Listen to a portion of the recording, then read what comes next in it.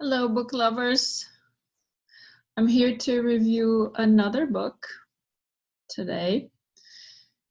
And the book I've chosen to review is called Yoga and Psyche, Integrating the Paths of Yoga and Psychology for Healing, Transformation, and Joy by Mariana Caplan. And this book just came out last month. I was so excited I had to order it. Anyhow, the author, Mariana Caplan, is a psychotherapist and a yoga teacher and has written 8 books. 2 of my favorite by her are Halfway Up the Mountain and Eyes Wide Open. This was her most recent release, and it was published by Sounds True Publishing. Mariana divides the book into 3 parts and a total of 9 chapters. And chapter 5 is co-authored with Gabrielle Axel, who is a PhD candidate at the University of Newcastle, Australia. In this review, I will touch on a few things that Mariana wrote about in parts 1 and 2 of her book, and I will leave the methods, tools, and practices for the reader to discover on their own when they get the book.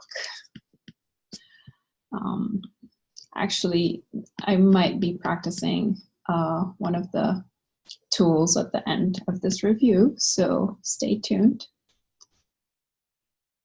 So I have to say, I have worked with all these tools over the past few years, and I found them to be extremely helpful in my own healing journey. Just by virtue of becoming a yoga teacher, I think it has helped me tremendously, but then learning how to understand my feelings from the inside out, as Mariana says, has been quite revolutionary. So in the first few chapters, Mariana tells us why yoga and psyche work so well together. And to do this, she draws from both fields of yoga and psychology. And she's saying that yoga is an ancient system of thought, while psychology is a relatively newer discipline. And she reminds us that yoga includes more than just postures, and it is helpful to keep that in mind while trying to integrate the two. And what struck me mostly in those first few chapters was the quote by Jung that she adds in the book, and that is, "I would not advise anyone to touch yoga without careful analysis of his unconscious reaction." I took that to mean that yoga alone without self-knowledge may cause more problems than actually offer help. So it's a good idea to do some self-work. And research has already confirmed the benefits of yoga and how the two combined provide deeper integration, the two meaning yoga and psychology.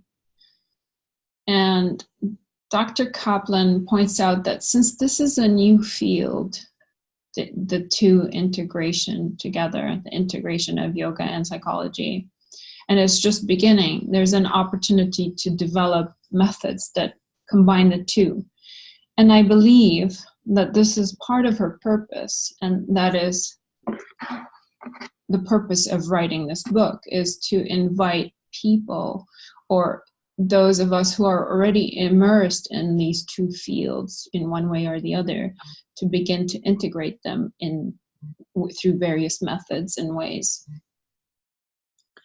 Now, most of us who teach yoga know the benefits of yoga and how it reduces stress and how it helps us feel good. It has also been proven to assist in clinical issues such as ADHD, and there's an entire chapter on how yoga is beneficial and how psychology is beneficial, and I'm not going to go into detail in these.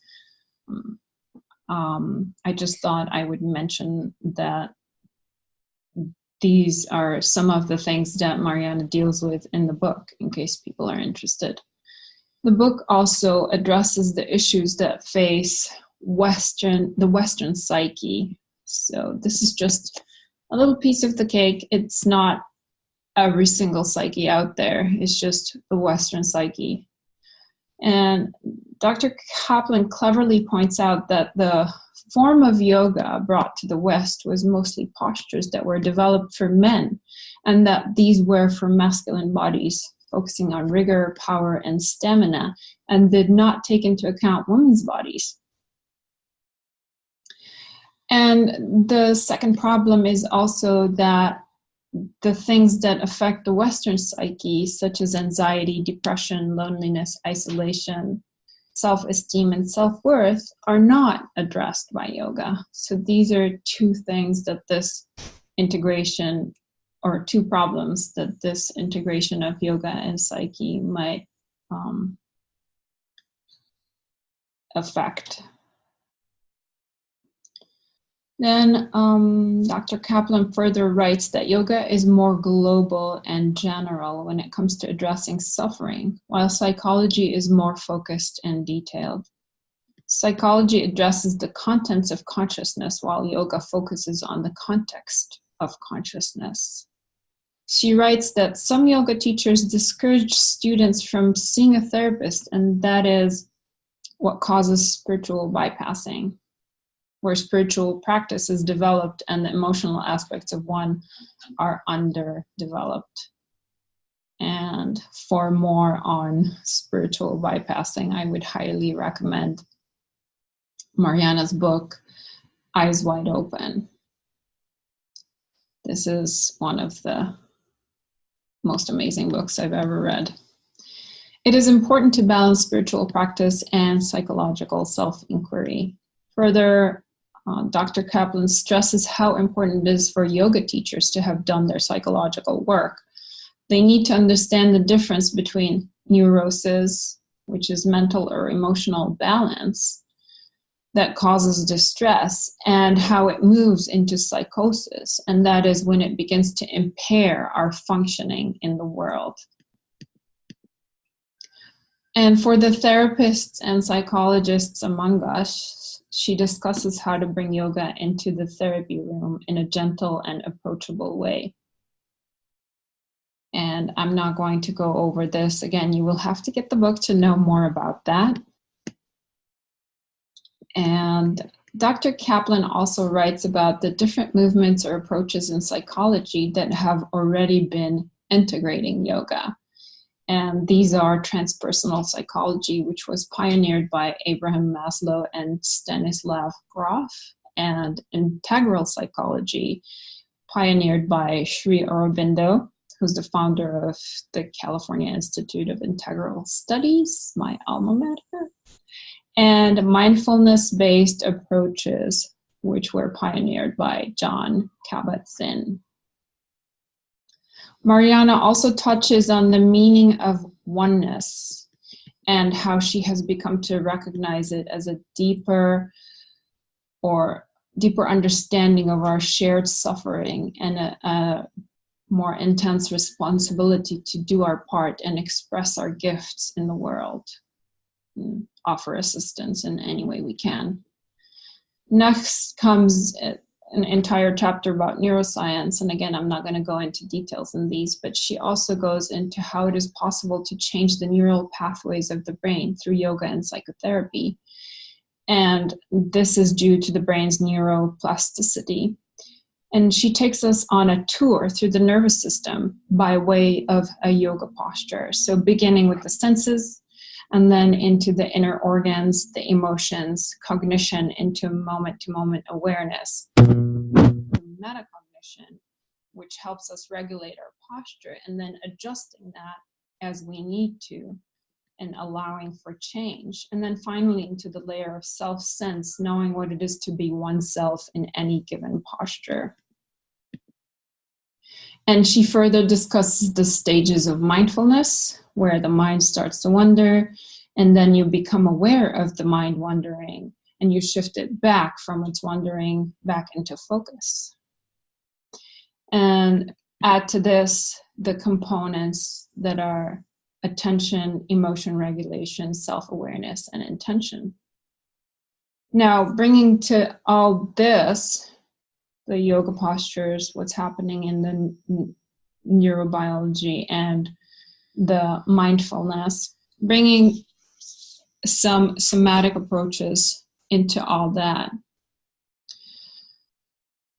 That's what helps us become more embodied, and it is a way to awaken consciousness in and throughout the body, and it gets us connected to the emotional body, the subtle body, as well as the physical body. And this is how, in Mariana's opinion, we become our own healers. And of course, Mariana would weave in the tantric perspective, because she is a tantric practitioner herself.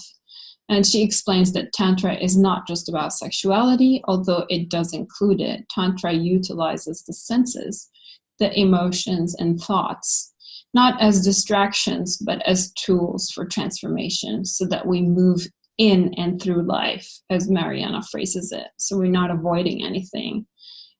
Saying yes to the no is what I recall her saying in the training. So no matter what comes up, even if it's something that is painful or that's providing suffering to us, there's a call to embrace it and give it attention. And that is how we're able to move through it. Then she goes on to describe trauma and its many faces, as well as its gifts, and how we can use these somatic tools to heal our trauma. And finally, in the last part of the book, is the toolkit. So I'm not going to go over the toolkit, but I do want to do an exercise. I feel called to do that here. So let's try one of her tools.